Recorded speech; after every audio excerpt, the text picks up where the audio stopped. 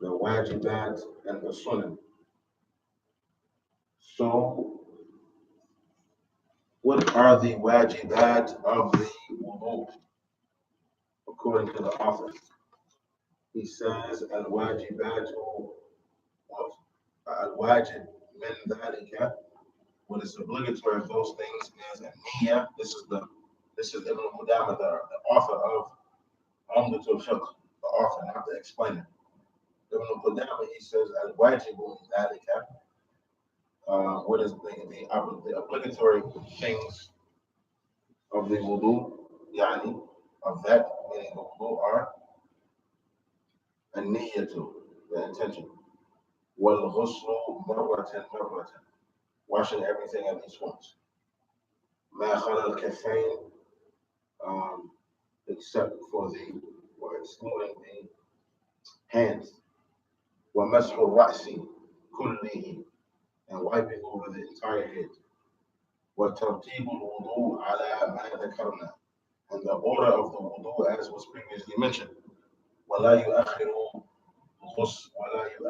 غسل عضو حتى ينشف الذي قبله, and that you do not that a person does not delay one part and make wudu, one part of his body such that the other one becomes dry. These are these are the things that the author Ibn Qudama al-Maqdisi rahimahullah ta'ala mentioned. And Ibn Qudama, perhaps we'll do a biography someday on Ibn Qudama al-Maqdisi, who mentions one of the ulama of Sunnah, one of the ulama upon the Aqidah of Ahl Sunnati wal Jama'ah. He was neither an Ash'ari nor a Maturidi, nor was he a Mu'tazili, nor was he Jahmi, nor was he of the Mushabbiha or any of the other deviant groups. He was a person upon the Aqidah of Ahl al-Hadith, the Aqidah of Ahl Sunnati wal Jama'ah, the methodology of the Sahaba. And of course, nobody is perfect, but we find in his book, Lum'atul I'tiqad, he aided the Aqidah of Ahl Sunnah, the Aqidah of the Sahaba.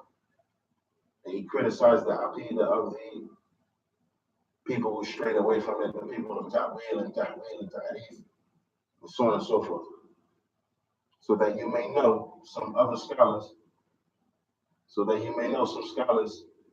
who are upon Sunnah in the past, so you're not confused by some individuals. May Allah rectify our affairs and theirs. They named these famous scholars who they were famous, and there were people who had knowledge. And they say, look, this scholar was upon the Aqidah of the Ash'ariyah, and this scholar was upon the Aqidah of the Maturidiyah, and this scholar was upon this, and this scholar was upon that. The other scholars like that. The four Imams, the Sahaba, in the first place. Those many scholars upon that were upon the Aqidah of the in any event. So these are the things that are mentioned by Ibn Qudama rahimahullah ta'ala as obligatory. The intention, washing everything at least once except for the hands and excluding the hands, not including the hands. Wiping, obligatory as well. The order, keeping everything in the order that was mentioned previously. And not delaying one body part such that the one that is before it becomes dry. But are there any details about this or all of these things? Wajibat, did the Sheikh mention any details? Yes. Right. He said the niyyah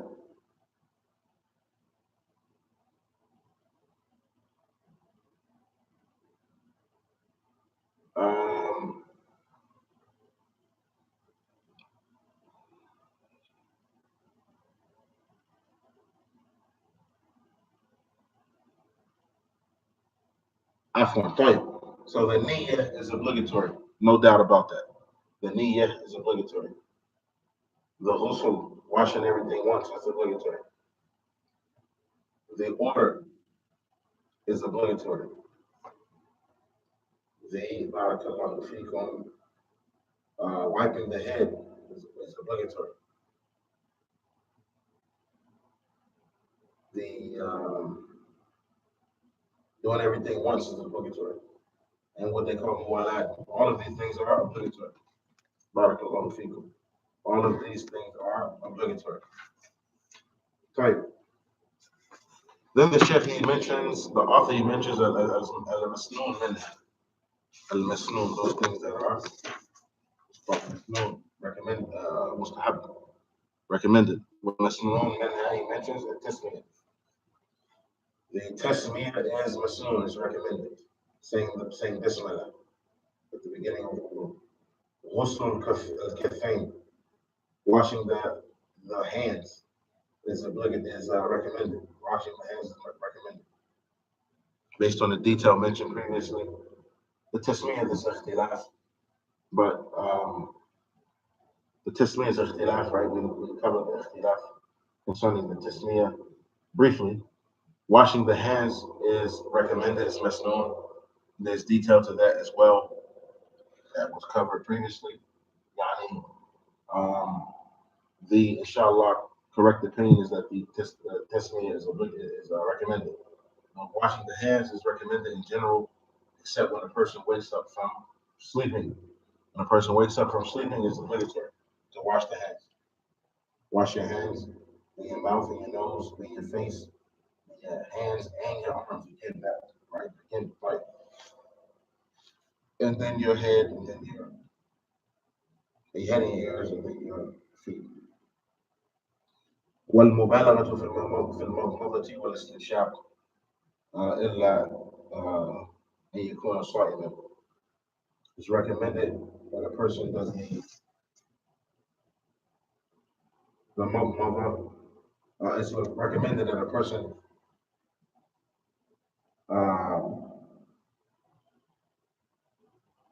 is extensive. A person is extensive. Yani he takes a lot of water in his nose and his mouth and blowing it out. Right? He's extensive. He's diligent in this issue. Except if the person is fasting. So if the person is fasting, it's not recommended for him to. It's still recommended for him to do the mother and some shower. But yeah, with a little bit of water, not with a whole lot of water. Because the scholars they say that when you take a considerable amount of water into your nose, it's possible that it goes past your nose down your throat, which will cause an individual's fast to be broken, or which will cause an individual to swallow the water, and then we have to worry about the individual having broken his fast.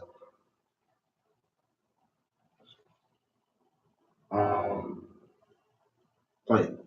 Now we come to the issue where we stopped last week was تخليل اللحية والأصابع. Going with your finger, going between the or inside the beard with your fingers, using your fingers to drop water inside the beard when you make wudu, and using your fingers to make sure you get water, or using your fingers to make sure you get water into your beard, and using your fingers to make sure you get water between your fingers and your toes, because the asabi, usbur, asabi, and asabi are toes as well as fingers. And the term usbur is one of those terms in the Arabic, general fa'idah, or a general point for the brothers who study Arabic. Usbur is a word that you can change the harakat any type of way, and it's always gonna have the same meaning. So you can say asba'u, isba'u, usba'u, asbi'u, usbi'u, isbi'u, or you can say, I don't know, I lost track, but it doesn't matter. It doesn't matter how you change the harakat the word usbur, asbab, usbur, usbur, asbab, isbab, right?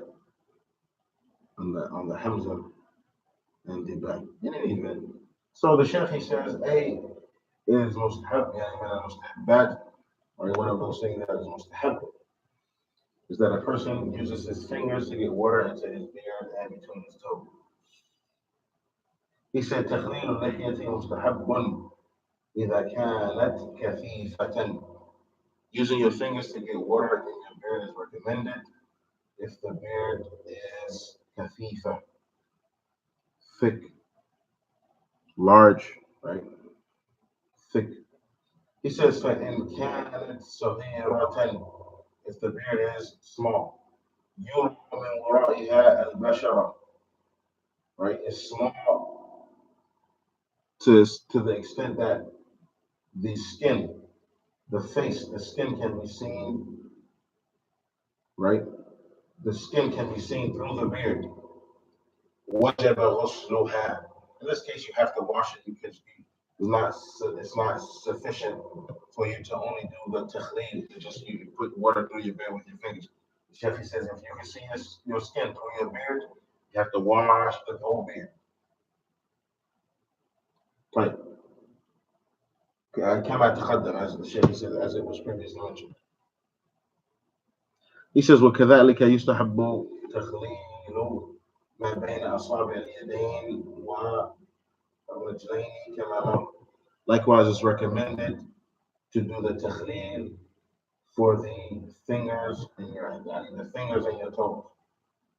It's recommended. Use your fingers to make sure you get water between your fingers and your toes. Mashu al-udhanayn, right? Wiping your ears with water is recommended. Amen. Al-mustahbat. The Shaykh says of those things that are recommended, of the recommended things, of the things that are mustahab, is that you wipe over your ears, wiping your ears in the way that's prescribed. He says, وَهَذِهِ إِحْدَى الرِّوَايَتَيْنِ فِي الْمَذْهَبِ. The Shafi says this is one of the narrations, one of the positions of the madhab, one of the positions of the madhab, right? And this statement is really quickly, this statement is a reply to some of the people who said that the Salafis don't study madhab. Yes, as people who are striving to be upon sunnah, we are not fanatics towards anybody. Nobody that passed and nobody that is alive today. If we have enmity, it should only be because of a person opposing the Quran and the Sunnah and the way of the things. We are not fanatics towards the scholars. And here you have one of our scholars saying, referring, first of all, the whole book is about the madhab, is taken from the madhab of Imam Ahmad. The whole book. And the Shaykh has an explanation. And even though this book is small in size, the explanation is huge. It is 2 huge volumes. One volume has nearly 900 pages.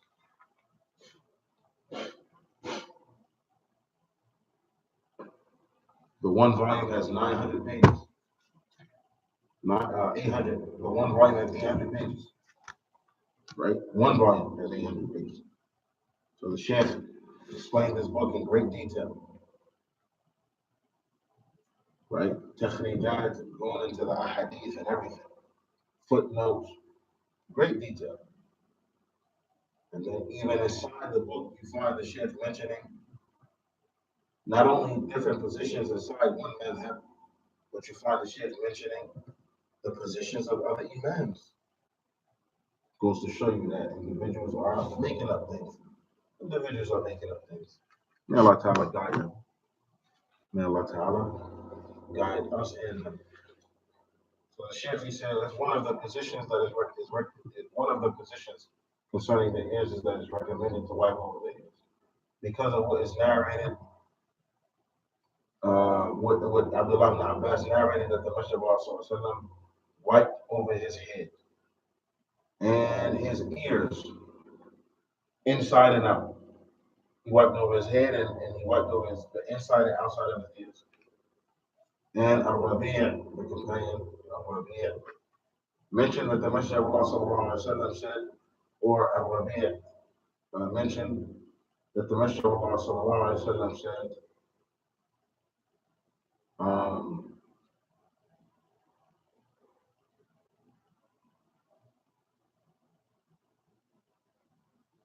that the Messenger of Allah said, Barakallahu feek, or that the Messenger of Allah masaha ra'sahu, he wiped his head. وَمَسَحَ مَا أَقْبَلَ مِنْهُ وَمَا أَدْبَرَ, and he wiped his head front and back, and then he wiped the sides of his head, وَأُذُنَيْهِ مَرَّةً وَاحِدًا, and his ears once. The wajh al-dalala is that the Prophet, this is an action of the Messenger of Allah. The Messenger of Allah, he did his head and he did his ears. Now in the Quran it says your head, right? It says, فَامْسَحُوا بِرُءُوسِكُمْ, wipe your heads. The Messenger of Allah in his implementation, he wiped his head and his ears. So because it's that, the wajh al-dalala, inshallah, is that since this action of the Messenger of Allah is his action, then it's recommended because that's the also that's the foundation when it comes to the actions of the Messenger of Allah, that his actions are recommended. Right? In this narration of Abdullah ibn Abbas, the Sheikh, he says that it was narrated by Tirmidhi and Majah, and Abi Dawud and Nasa'i. He doesn't mention any particular ruling on. And then the hadith of Rabi'ah narrated by Dawud and Tirmidhi and Ahmad and others. He also doesn't mention a ruling on it. Right? Then he says the other position inside the madhab is that it is obligatory to wipe the ears. Why? Because the statement of the Messenger of Allah when he said, "Al-udhunani min al-ra'si," the ears are part of the head. The ears are part of the head. The Sheikh says, وَإِذَا كَانَ مِنَ الرَّأْسِ فَيَكُونُ مَسْحُهُمَا وَاجِبًا. If the ears are part of your head, right? Allah Ta'ala says, wipe your heads. The Prophet is saying that the ears are part of the head. It's included in the eye. The Sheikh says, وَإِذَا كَانَ مِنَ الرَّأْسِ, your two ears are part of your head. فَيَكُونُ مَسْحُهُمَا وَاجِبًا. The wiping your two ears is obligatory. Because they are included in the verse where Allah Ta'ala says, wipe your heads. The Shaykh mentions كيفية مسح الأذنين. The Shaykh said that hadith, he mentioned in his footnotes, the hadith was narrated by Tirmidhi, Abu Dawud, Ibn Majah, and Ahmad. In hadith Abu Umama بسند ضعيف, with a weak chain. Then he said, وأخرجه ابن ماجه. Ibn Majah narrated it from the hadith of Abu Hurairah, وأخرجه الدارقطني mentioned.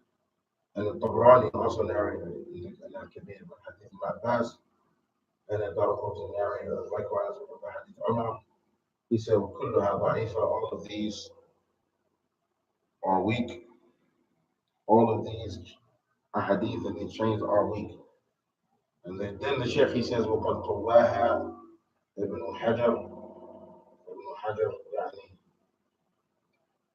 قواها, he said that they are together strong, or he said they were strong, and they were our level of above weak. وكذلك الألباني, likewise الألباني said they mentioned something similar, but the Sheikh doesn't really go into detail about whether he said they were perhaps the Sheikh is saying that they are acceptable hasan. Allahu A'lam. Yani, in general, if it's easy for you to avoid the ikhtilaf of the scholars, yani, it's a good thing because you don't have to worry about whether you took the right position. In other words, scholars differ about whether it's obligatory for you to do your ears or not. If you just did your ears, you don't have to worry about which position is correct or not. And of course, the action that is recommended has a weight on the scale, so a person should not belittle the recommended actions, saying it's only recommended, it's not obligatory. Well, if you are one action away from paradise and one good deed away from the hellfire, you would wish you had done that good deed. So why, not just do it? So the Shafi mentioned how the kayfiyya, how the wiping of the ears is done.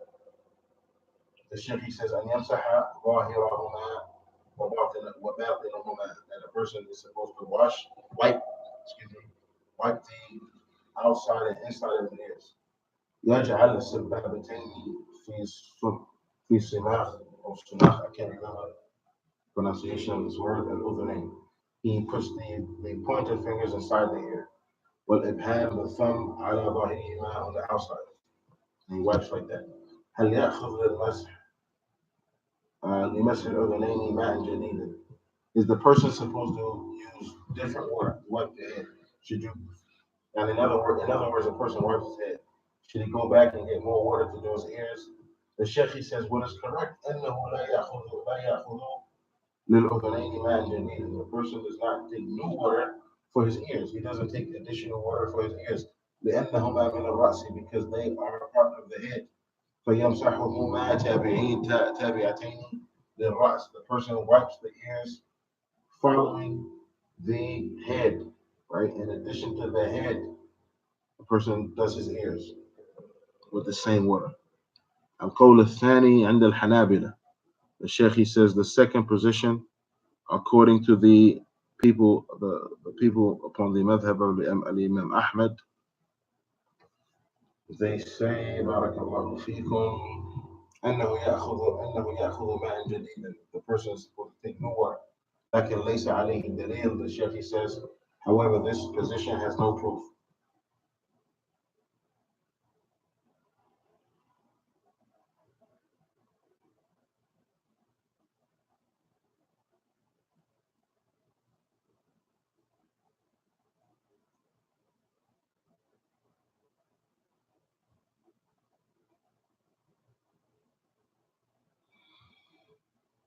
طيب.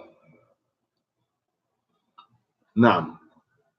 Sorry, I'm reading the footnotes of the Sheikh. We mentioned some extra things in the footnotes. Perhaps they might be beneficial. Then he says, so we're talking about, once again, we're talking about the things that are recommended. Those things that are recommended. The Sheikh says, وَغَسْلُ الْمَيَامِنِ قَبْلَ الْمَيَاسِنِ. غسل الميامن قبل المياسر. In other words, washing the right before the left. The Sheikh says, meaning of those things that are recommended in the wudu is that a person starts with the left hand, a person starts with the right hand before the left hand. وبالرجل اليمنى, and with the right, that a person starts with the right foot before the left foot. He says, فَيَنْبَغِي أَنْ لَا يُخِلَّ بِالتَّيَامُمِ. And it's not suitable to play games with the tayammum, with the doing the right thing first instead of the left. It's not suitable that a person plays games with the with this concept of putting the right foot first. But it's recommended, as the Sheikh says, and that's based on a narration of Ali ibn Abi Talib, I believe, radiyallahu anhu, where he said, without any problem, he'll do the left before the right. Right? طيب. والغسل ثلاثا ثلاثا, doing everything 3 times is recommended. من المستحبات. The Sheikh says, meaning another thing that is recommended, أن يغسل كل عضو ثلاثا ثلاثا. It's recommended to wash every body part 3 times. فيغسل وجهه ثلاثا. The person washes his face 3 times. ويديه ثلاثا, and his hands 3 times. ورجليه ثلاثا, his feet 3 times. كما ثبت عن النبي صلى الله عليه وسلم. Right? He says, ويشرع كذلك أن يتوضأ مرتين مرتين. Likewise, it's legislated. It's legislated that a person makes wudu doing everything twice. Yeah, except the head. The head is not included in this number, right? The head is once in general. The Sheikh said it's legislated to make wudu doing everything twice. So a person washes his face twice, his hands twice, and his legs twice. The Sheikh says it's also it's also legislated that a person makes wudu doing everything once. فيغسل كل عضو مرة واحدة. The person washes every body part 1 time. وكل ذلك جاءت به السنة الصحيحة. All of these different things have come in the authentic sunnah. The Sheikh says ويجوز أن يغسل, it's permissible to wash بعض الأعضاء ثلاثا, some of the body parts 3 times. وبعضها مرتين, and some of the body parts twice.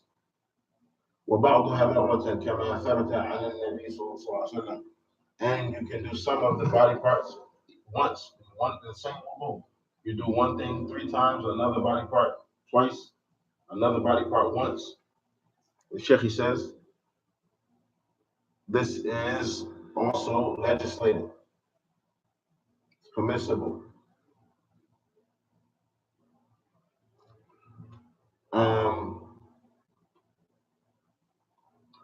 I think we'll stop here, inshallah. Stop here. May Allah Ta'ala give us and you success, rectify our affairs, help us, aid us, give us firmness, guide us in our families and our loved ones, increase us in firmness, protect us from shirk and nifaq, polytheism and hypocrisy, as well as kufr, as well as innovation and disobedience. May Allah protect us and aid us and guide us. سبحانك اللهم وبحمدك أشهد أن لا إله إلا أنت أستغفرك وأتوب إليك. والسلام عليكم ورحمة الله وبركاته.